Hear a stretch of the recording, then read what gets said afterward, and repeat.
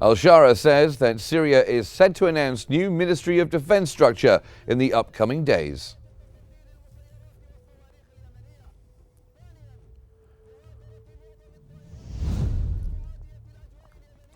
Houthis claim the downing of an F-18 fighter jet while countering a US-British airstrike.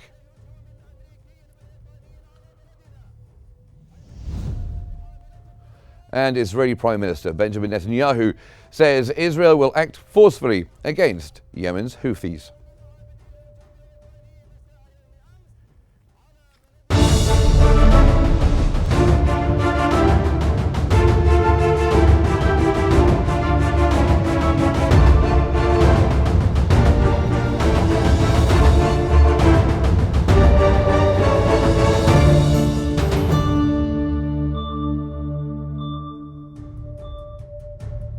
Hello, good evening. It's 8 o'clock Cairo local time, and we start this bulletin on Qnews with the latest developments in Syria.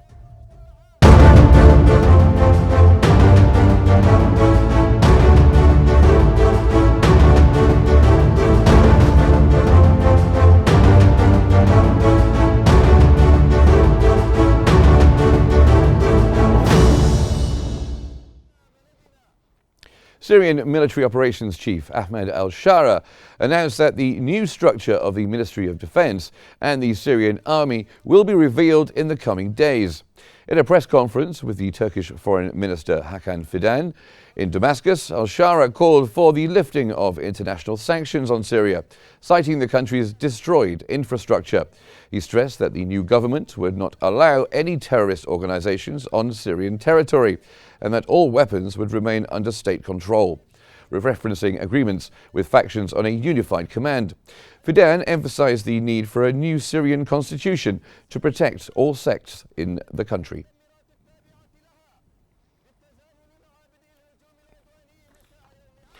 Syrian Military Operations Chief Ahmed al-Shara has met with former Vice President Farouk al-Shara and invited him to attend an upcoming National Dialogue Conference. Sources have said that since arriving in Damascus, Ahmed al-Shara visited Farouk al-Shara at his residence in a suburb of Damascus to extend the invitation for the upcoming conference.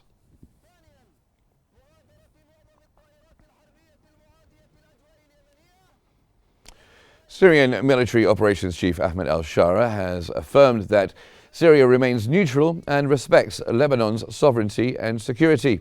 Al-Shara has met with former leader of Lebanese Progressive Socialist Party, Walid Jumblat, in Damascus to discuss the future of Syrian-Lebanese relations. Al-Shara highlighted Lebanon's need for a strong economy and political stability. He emphasized that the Syrian government will not interfere in Lebanon's affairs.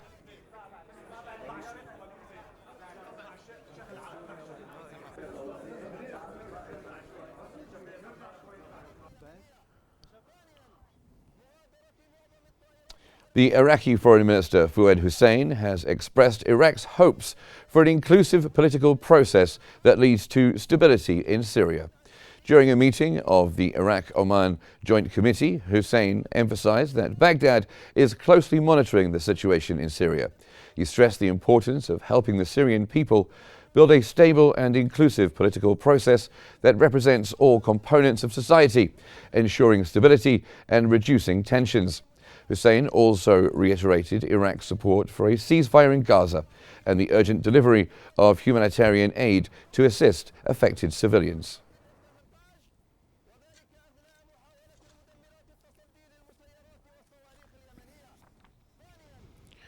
Israeli forces have continued operations along the Syria-Israel ceasefire line in the Golan Heights, following the UN Security Council's decision to extend its peacekeeping mission in the area for 6 months. The Security Council voiced concern that the ongoing military activities could escalate tensions.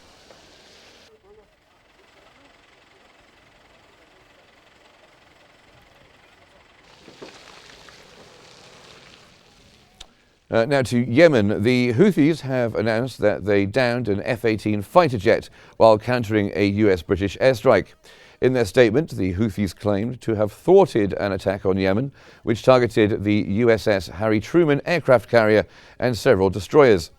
US Central Command confirmed that it struck a Houthi missile storage facility in Sana'a. Houthi media also reported additional US-British airstrikes on the Atan area in Sana'a.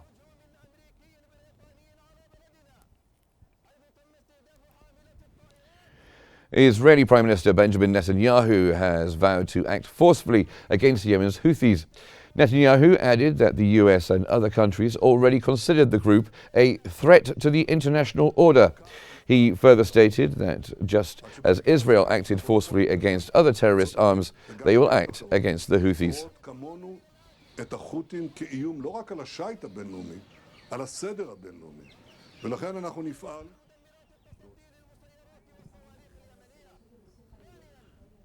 And now we're going to go across to our newsroom and join Selma. Selma.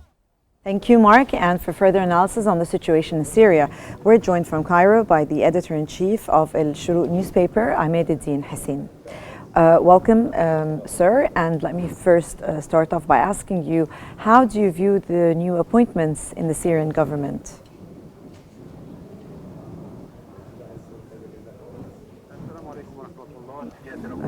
Greetings, everybody. In fact, the new appointments in and of themselves are something predicted. The entourage of Ahmed al-Golani have been appointed in key positions. The Minister of Justice, the Minister of Interior, and the Minister of Defense. In fact, there were a lot of changes, similar changes that took place in the region that were similar to these. We had a lot of experiences of some political figures speaking moderately, but on the ground we found that they had some hawkish practices. In fact, Shara is actually addressing the West more than he is addressing Syrians themselves. We found him, or we find him now wearing new attire, and when he was meeting with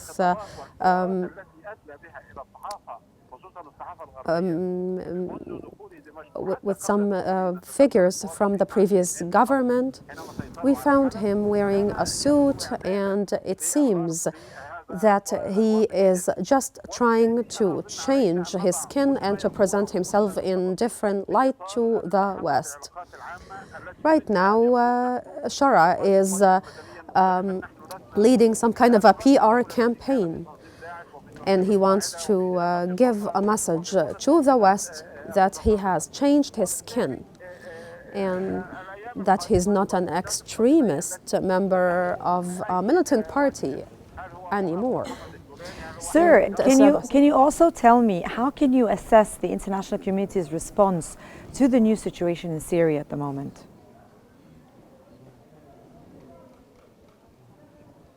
The international community, in fact, regarding the international community stance, we found, a delegation coming from the United States and meeting Ahmed al-Shara in Damascus, and the United States, as we know, had a $10 million bounty appropriated for whoever is going to tell on Shara's place or any information relating to him.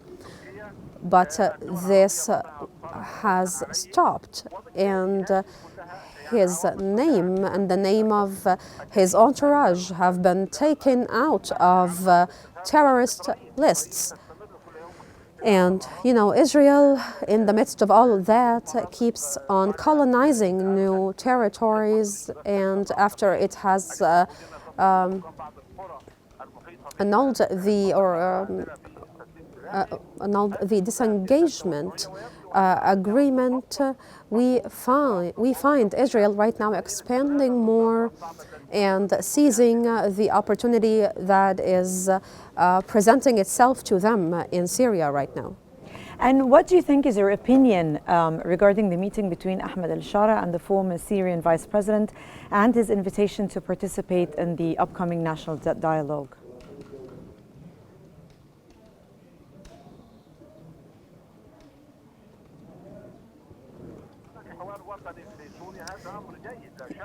Of course, the existence of a national dialogue in Syria, this is something great for all sects to sit down around the table and talk. Of course, this is great. And there was the civil forces in Syria, rallying in the Al-Mananin area or square, asking for the establishment of an inclusive civilian state.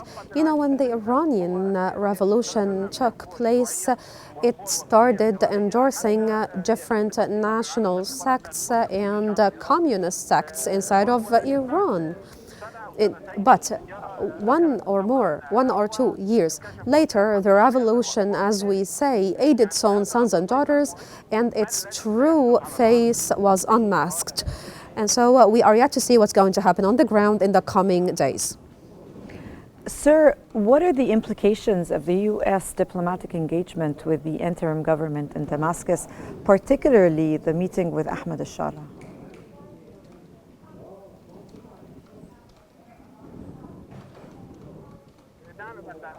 Yes, we know that an American delegation led by Barbara Sheen was sent to Syria, and they met with some experts in Syria, and they met with al-Shara in Damascus. And the statements of the head of the American delegation, in fact, incorporated some details, including the halting of considering Ahmed Shara a terrorist and attempting to prosecute him. In fact, there are other indicators that attest to the existence of a former and a subsequent relationship between al-Shara and the United States. In fact, the Americans said to Shara that he has to form an inclusive government that is inclusive of women and of all other sects in Syria. And they said that al-Shara said that he was on board with this.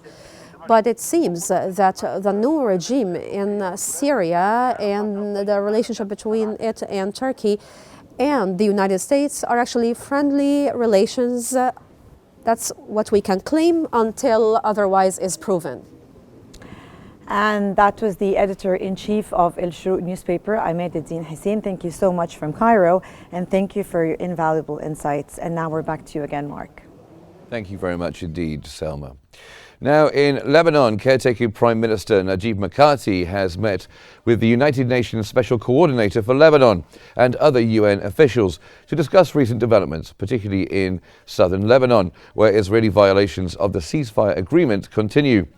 They discussed collaboration between the Lebanese government and the UN Office for Humanitarian Affairs, focusing on future projects to address Lebanon's social and economic challenges. Mikati also expressed gratitude to the UN for its ongoing support of Lebanon amid the continued Israeli aggression.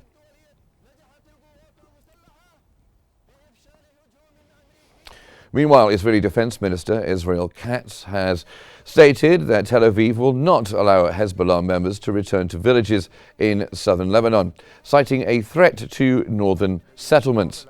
During a visit to an Israeli military site along the Lebanese border, Katz said, "If Hezbollah fails to withdraw beyond the Litani River or breaches the ceasefire agreement, they will be eliminated." End quote.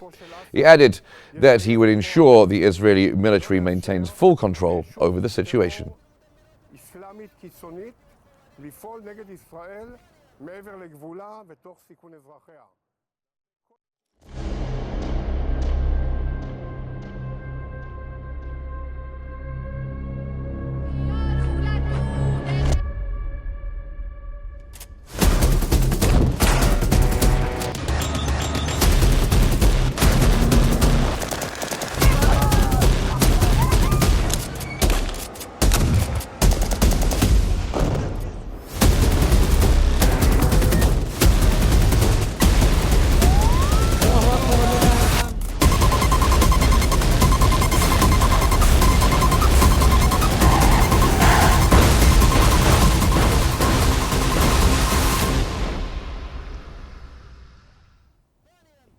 to Gaza now, and 5 civilians were killed and several others injured in an Israeli airstrike on a home in Deir al-Balah in central Gaza.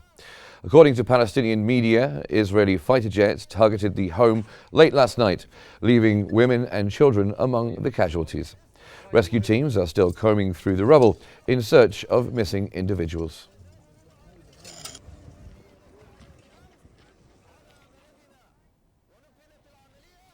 Israeli forces have intensified their attacks on Kemal Adwan Hospital in Beit Lahia in northern Gaza. Since Saturday evening, the hospital, a critical lifeline for thousands, has faced direct bombing, artillery shelling and sniper fire. The assaults have caused severe damage, endangering the lives of patients and medical staff.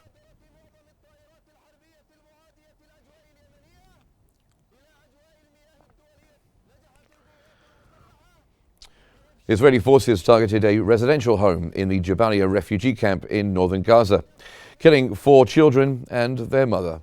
Palestinian media reported that rescue teams were unable to reach the victims, who were trapped under the rubble of the collapsed building. This morning, an Israeli newspaper revealed that approximately 70% of homes and buildings in Jabalia have been destroyed by Israeli forces.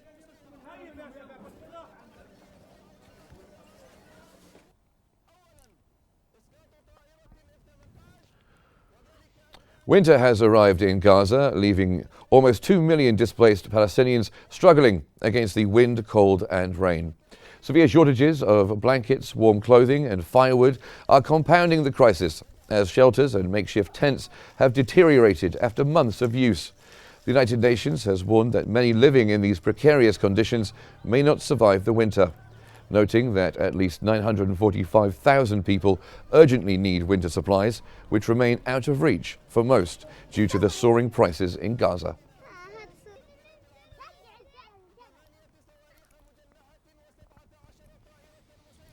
Health authorities in Gaza have confirmed that the Palestinian death toll from the ongoing Israeli onslaught since October 7th last year has surpassed 45,250, with over 107,000 injured. Officials reported that Israeli forces carried out 4 massacres against families in Gaza within the past 24 hours, killing at least 32 Palestinians and injuring 54 others.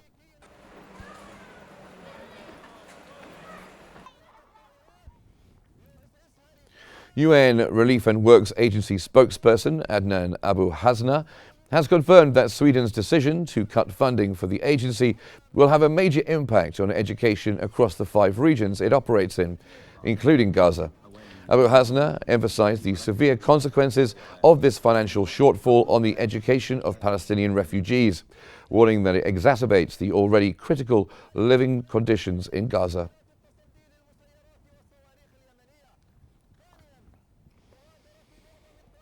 Israeli forces have arrested at least 6 Palestinians, including a child, during a series of raids across the West Bank since yesterday evening. The arrests came amid widespread incursions and heavy-handed tactics by Israeli soldiers, involving extensive searches, house demolitions, and the detention of several individuals without charge.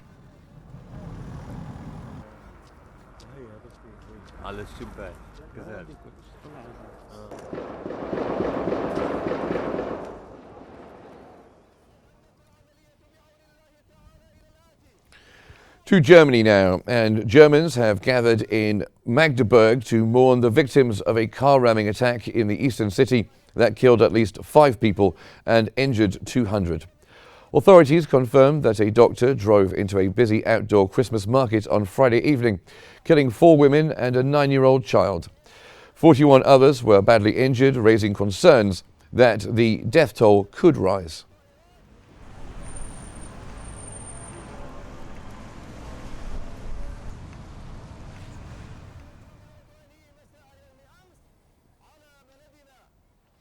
Now we move to the latest developments of the Russia-Ukraine conflict.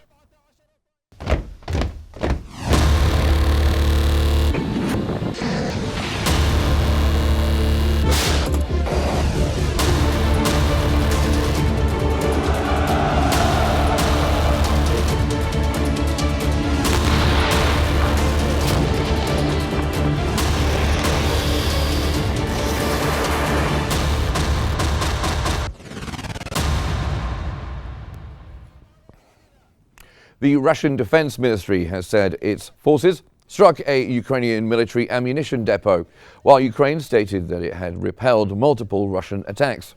It added that the Russian air defense system intercepted multiple rockets and dozens of drones. Additionally, Russian forces continued to strike Ukrainian personnel and equipment in the Kursk region.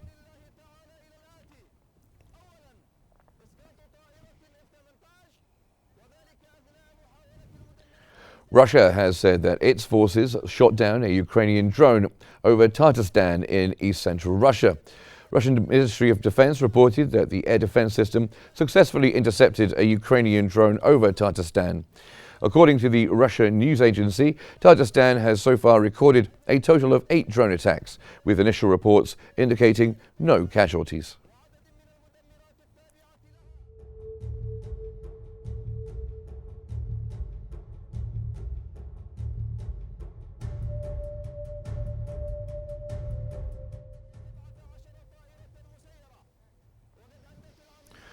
Russian Defense Ministry said that Russian forces had captured 2 villages in Ukraine, Lozova in the Kharkiv region and Sonetsivka in Donetsk region. It added that its forces had liberated the villages of Lozova in the northeastern Kharkiv region and Krasnoy, both near the city of Kurakhov in the Donetsk region.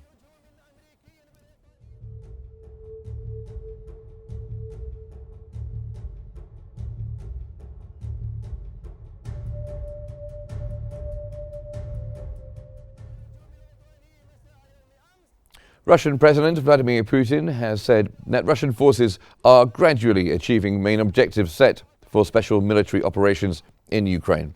Putin has also said that he is ready to hold talks with the US President-elect Donald Trump.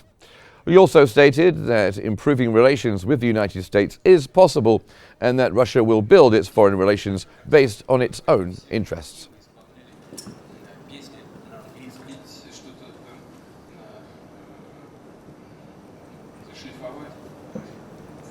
Института развития. И вот все это, и мы об этом говорим, это все. Владимир Анатольевич, я предлагаю перейти к вопросам от наших граждан. Вы говорите о росте экономики Калининградской области. Now let's take a look at the main news headlines for this news hour. Al-Shara says that Syria is set to announce new Ministry of Defense structure in the upcoming days.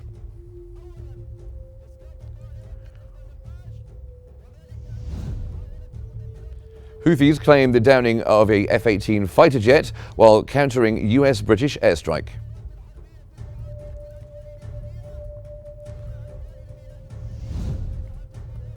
And Israeli Prime Minister Benjamin Netanyahu says Israel will act forcefully against Yemen's Houthis. And that's all from our news bulletin for this hour. But don't forget, you can always follow Q News on YouTube, Facebook, X, Instagram, and TikTok at QNewsEGY. Thank you very much for watching. Good night.